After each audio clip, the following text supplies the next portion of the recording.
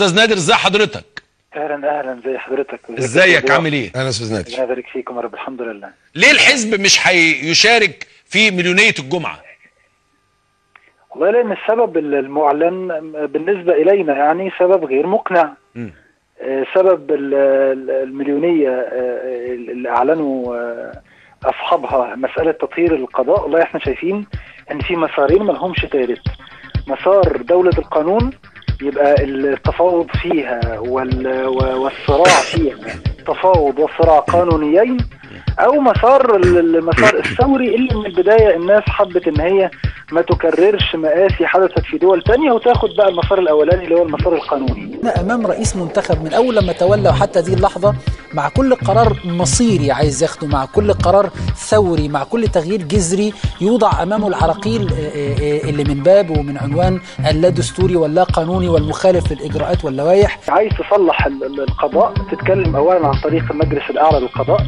انا عندي تدخل صارخ من السلطه القضائيه ضد عمل السلطه التشريعيه ابان مساله الجمعيه التاسيسيه الاولى. مش من مصلحه حد استعداء السلطه القضائيه كامله الى هذا الحد. في تدخل عنيف من قبل السلطه القضائيه في عمل السلطه التشريعيه. يعني انت برضه مع فكره ان يطهر القضاء نفسه بنفسه؟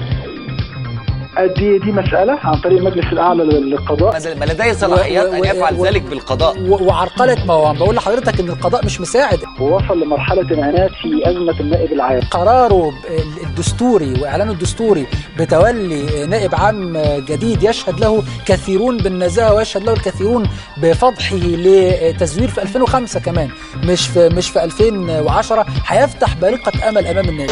وإن المجلس الأعلى القضائي يرشح شخصية تانية بعد مفاوضات سياسية، يرشح شخصية تانية ما عليهاش غبار ولا عليها علامات استفهام. بتقول على مرسي ان المحاكمات محاكمات هزلية، ولما قبل كده طلع قرار إقالة النائب العام تم الاعتراض عليه عشان ده تدخل منه في السلطة القضائية. مصممون على اللي ذكرناه قبل كده. بس انا عايز رئيس غير مغلول اليد. انا كل ما بكلم ناس بتقول لي فين قراراته، فين ثوريته، فين المحاكمات، فين القصاص؟ بقالنا سنة ونص كل الناس بتطلع براءة، كله بيطلع براءة. ان في مسارين ما لهمش ثالث.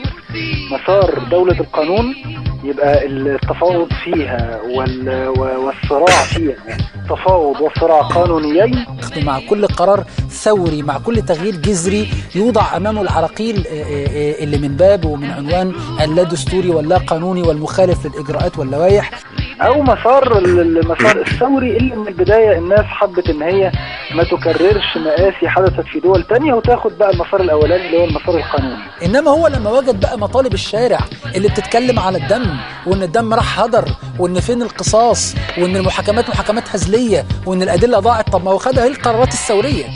يرشح شخصية تانية ما عليهاش غبار. نائب عام جديد يشهد له كثيرون بالنزاهة. عايز تصلح القضاء تتكلم اولا عن طريق المجلس الاعلى للقضاء.